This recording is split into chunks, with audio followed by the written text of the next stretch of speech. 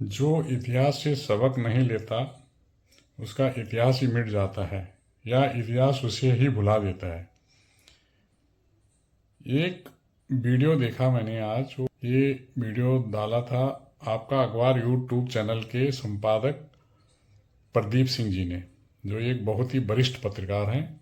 आज का एक फेमस नारा है, कटोगे तो बटोगे, उसी के संदर्भ में उन्होंने दिया है। बट वो विश्लेषण बहुत अच्छा लगा मुझे, इसलिए मैं आप लोगों के साथ शेयर कर रहा हूँ पूरा वीडियो। तो एक बार देखिए इस वीडियो को और समझिए। इसमें एक बार 20 मिनट का वीडियो थोड़ा लंबा लगेगा आपको, लेकिन जब भी फ्री टाइम हो तब देखना उसको। उसमें बहुत ही सटीक जानकारियाँ दी हैं इन्होंने। एक बार इस वीडियो को पूरा सुनने के बाद, ज़रूरी नहीं है कि आप उनके विचारों से सहमत हो, मेरे विचार अलग हो सकते हैं, आपके विचार अलग हो सकते हैं, उनके विचार अलग हो सकते हैं, पर मनन जरूर करिए कि आप कितना सहमत हैं। पूरा वीडियो देखने के बाद एक बार जरूर विचार करिएगा। धन्यवाद।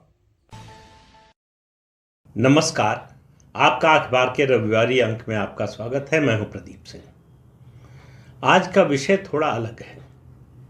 आज का विषय जो मैंने चुना है, जिस पर आपसे बात करना चाहता हूं, जिसके बारे में आपसे चर्चा करना चाहता हूं, चर्चा तो शायद कहना ठीक होगा कि नहीं, जिसके बारे में आपको बताना चाहता हूं, वो है हिंदू आखिर मुस्लिम आक्रांताओं से क्यों हारे। और ये बात मैं कोई अपनी कल्पना या अपनी राय के आधार पर नहीं कह रहा हूँ। डॉक्टर रामधारी सिंह दिनकर की एक पुस्तक है, संस्कृति के 4 अध्याय, उसमें उन्होंने लिखा है। और उन्होंने जो लिखा है वो आज भी उतना ही प्रासंगिक था जितना आज से 1000 साल पहले प्रासंगिक था। इसको समझने की ज़रूरत है। इसको समझेंगे तब ये समझ में आएगा कि हमारी दुर्दशा क्यों हुई, हम 1000 साल तक गुलाम क्यों रहे। तो पहली बात है नीयत की। उन्होंने कहा मुसलमानों ने जब आक्रमण किया तो भारत पहली बार पराधीन बना। इससे पहले का इतिहास उठाकर देख लें, हजारों साल का, भारतवर्ष कभी पराधीन नहीं हुआ। फिर उन्होंने बात की है थे मुस्लिम आक्रांता, उनकी नीयत की। अब आप देखिए, भारत ऐसा देश था, सनातन संस्कृति ऐसी संस्कृति है जो विभिन्न संस्कृतियों को, विभिन्न मजहबों को अपने में आत्मसात कर लेने के लिए प्रसिद्ध है, जाना जाता है। इसीलिए दुनिया में एकमात्र देश भारत है जहां सबसे ज़्यादा मजहब है, धर्म है। तो उन्होंने कहा कि जो लोग आए भारत में, आक्रमणकारी जो थे, वो भारत की संस्कृति के साथ, भारत के धर्म के साथ एकाकार नहीं होना चाहते थे। उनकी कोशिश थी कि भारतीय अपना धर्म छोड़कर उनका धर्म अपना लें। देखिए, जो हिंदू मुस्लिम फॉल्ट लाइन की बात करते हैं, ये समस्या क्यों है, समस्या कैसे सुलझेगी, समस्या का कारण क्या है, जो ज़्यादातर लोग बात करते हैं वो खोजते हैं 2014 से। जैसे 2014 के बाद ही ये देश बना हो और मोदी के आने के बाद ही हिंदू मुस्लिम समस्या सामने आई हो। उससे पहले सब कुछ अच्छा था, भाईचारा था, गंगा जमुनी तहजीब थी और न जाने क्या क्या था। और ये सब बात हमारे आप जैसे लोग करते हैं, देश का बंटवारा धर्म के आधार पर होने के बावजूद। तो रामधारी सिंह दिनकर लिखते हैं कि सिंध पर कब्जा जो है वो मुसलमानों का 712 ईस्वी में हो गया था, लेकिन मोहम्मद गौरी को दिल्ली जीतने में लगभग 500 साल लगे, यानी 1192 में दिल्ली जीता, दिल्ली पर कब्जा किया। तो उन्होंने कहा पहला आश्चर्य ये है कि हिंदुओं को लगभग 500 साल की चेतावनी मिली। 500 साल, पहला आश्चर्य उन्होंने व्यक्त किया। उन्होंने कहा पहला आश्चर्य ये है कि इसके लिए, इससे मुकाबले की तैयारी हिंदुओं ने क्यों नहीं की। 500 साल का समय, आप अंदाज़ा लगाइए कितना बड़ा कालखंड होता है। और संकट हमारे दरवाजे पर था, लेकिन हम उसको स्वीकार करने को, मानने को या उसकी ओर देखने को तैयार नहीं थे। और उन्होंने कहा दूसरा आश्चर्य, जिस पर कम लोगों का ध्यान जाता है, इतिहास की किताबों में भी इसके बारे में कम पढ़ाया जाता है, कि भारत के अंतिम हिंदू सम्राट पृथ्वीराज चौहान हुए। उनकी पराजय 1192 में हुई, 1192 में। काशी का पतन 1194 में हुआ, 1194 में। 1196-97, 1196-97 में बंगाल पर मुसलमानों का कब्जा हो गया।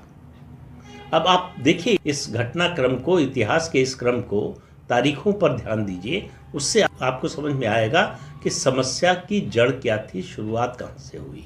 तो पेशावर से बंगाल तक मुसलमानों ने 8-10 साल में ये सारे इलाके जीत लिए और कोई रेजिस्टेंस का, विरोध का प्रमाण बड़ा मिलता नहीं। बाबर जानते हैं कितनी बड़ी सेना लेकर आया था आक्रमण करने के लिए? सिर्फ 12,000 सैनिक लेकर आया था भारत पर आक्रमण करने के लिए बाबर। और 1199 में उदंतपुरी, जिसे आजकल बिहार शरीफ के नाम से हम लोग जानते हैं, नाम तक नहीं बदल पाए, और तो बातें छोड़ दीजिए। 1199 में उदंतपुरी पर कब्जा किया खिलजी ने, और वो कितनी बड़ी सेना लेकर आया था? सिर्फ 250 घुड़सवार लेकर आया था। लेकिन किसी ने उसका सामना नहीं किया, उसको रोकने की कोशिश नहीं की। उन्होंने कहा कि इतिहासकार और बहुत से जो इस तरह के नैरेटिव बनाने वाले हैं, गढ़ने वाले हैं, लिखने वाले हैं, उन्होंने हिंदुओं की हार के 2 कारण बताए। एक कहा कि हिंदू गर्म प्रदेश में रहते हैं, उन्होंने मांस खाना छोड़ दिया था, शाकाहारी हो गए, इसलिए वो कमज़ोर हो गए। बाहर से जो आक्रांता आए वो मांसाहारी थे, ठंडे प्रदेशों से आए थे, इसलिए वो ताकतवर थे। दूसरा कारण हिंदुओं के हार का बताया गया, उसे सुनकर आपको और हंसी आएगी, और बहुत से लोग इस पर विश्वास करते हैं, आज भी उसकी चर्चा होती है कि भारत के जो राजा थे वो हाथियों से लड़ते थे, हाथी पर सवार होकर, और जो आक्रांता थे वो घुड़सवार थे, ज़्यादातर घोड़े से लड़ते थे। घोड़ा जाहिर है ज़्यादा तेज चलता है, ज़्यादा तेज गति से चलता है, मुड़ता है, और उसको मनूवर किया जा सकता है ज़्यादा आसानी से बनिस्बत हाथी के। तो इस वजह से हार गए।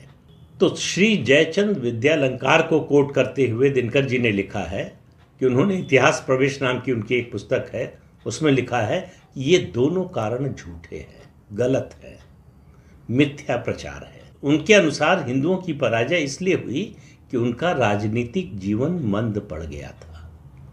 जरा उस समय की बात सुनिए आप, और आज की परिस्थिति देखिए, उसकी तुलना कीजिए, आपको समझ में आ जाएगा कि आज की जो समस्या है वो क्या है, और आज की जो समस्या है वो कितने बड़े खतरे का संकेत दे रही है। उनका पतन तो हिंदुओं का, भारतवर्ष का हर्षवर्धन के बाद ही शुरू हो गया था। हर्षवर्धन के बाद भारत का कोई चक्रवर्ती सम्राट नहीं बना। उसका मतलब क्या है? एक राजा की बात नहीं कर रहे हैं, एक राजघराने की बात नहीं कर रहे हैं, वो कह रहे हैं कि केंद्र की शक्ति टूट गई।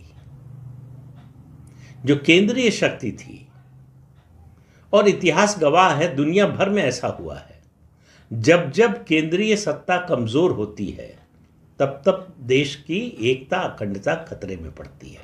तो उसका नतीजा ये हुआ कि छोटे छोटे राज्य बन गए और आपस में लड़ाई लड़ने लगे। उनके लिए अपना देश का मतलब अपना राज्य, उसकी राजधानी, उसकी रक्षा ही सबसे बड़ा उनका उद्देश्य हो गया जीवन का। उसकी रक्षा कर ली तो उनके हिसाब से उन्होंने देश की रक्षा कर ली। तो इसके लिए आपस में लड़ते रहे, एक दूसरे के खिलाफ लड़ते रहे। फिर वो लिखते हैं कि पृथ्वीराज चौहान और राणा सांगा को कुछ राजाओं की मदद मिली, लेकिन वो कहते हैं कि इसको आप नियम मत मानिए, ये हिंदू स्वभाव का अपवाद था कि उनको मदद मिली। एक और पुस्तक है जय सोमनाथ, उपन्यास है, कन्हैयालाल माणिकलाल मुंशी ने लिखी है। कि मुंशी का नाम बताने की ज़रूरत नहीं है, संविधान सभा के सदस्य थे, आज़ादी के आंदोलन में थे, हिंदुत्ववादी थे। इस वजह से जवाहरलाल नेहरू उनसे बहुत चिढ़ते थे, उनको देखना नहीं चाहते थे। उनको सरदार पटेल ने भेजा था जब हैदराबाद पर निजाम से लड़ाई हो रही थी, हैदराबाद को लेकर आज़ादी के समय, जब विभिन्न राज्यों का विलय भारत में कराया जा रहा था उस समय, और नेहरू बहुत नाराज़ हुए थे सरदार पटेल से। लेकिन वो कहानी अलग है, उसके बारे में बता भी चुका हूँ एक बार आपको।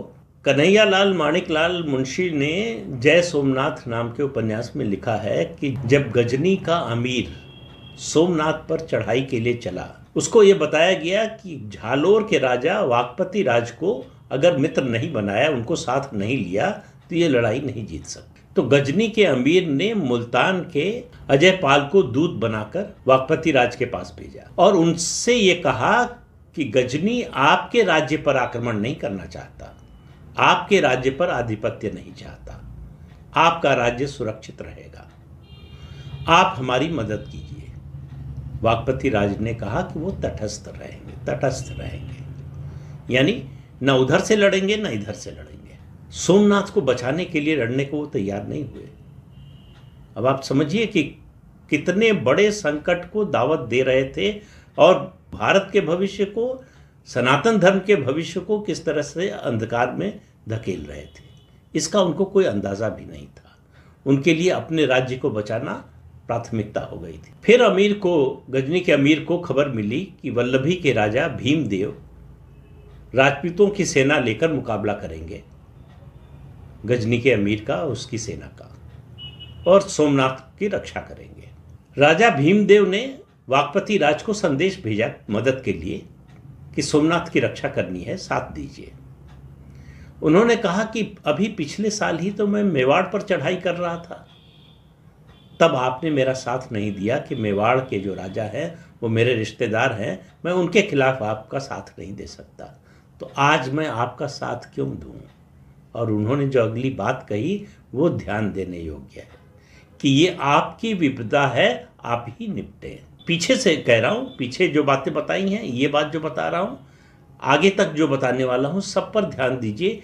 एक वाक्य, एक जो है वो बात निरंतरता के साथ चलती है, जो उत्तर प्रदेश के मुख्यमंत्री योगी आदित्यनाथ ने कही, फिर उसको थोड़ा सा अलग रूप में प्रधानमंत्री नरेंद्र मोदी ने कही, और सरसंघ चालक मोहन भागवत ने कही, बटोगे तो कटोगे।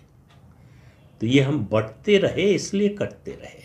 फिर दिनकर जी ने लिखा है कि ये बात भी जो पहले शुरू में कही गई थी, 2 कारण थे हारने की, कि शाकाहारी थे जो आक्रमणकारी आए, वो मांसाहारी थे इसलिए जीत गए। उन्होंने कहा मांसाहारी पहले भी आए थे, लेकिन तब हमारे ऊपर कब्जा नहीं कर पाए, हमारे ऊपर आधिपत्य नहीं जमा पाए। क्यों? क्योंकि तब देश एक था, उसकी जो केंद्रीय सत्ता थी मजबूत थी, एकता मजबूत थी। यानी बटोगे तो कटोगे। तो एकता जब रहेगी तब किसी चाहे कितना शक्तिशाली हो उसकी हिम्मत नहीं पड़ेगी। तो देश की एकता मजबूत थी, इसलिए किसी की हिम्मत नहीं हुई कि भारत को दास बना सके, गुलाम बना सके। दिनकर जी लिखते हैं कि आदमी कमजोर पहले होता है, उसकी पराजय बाद में होती है।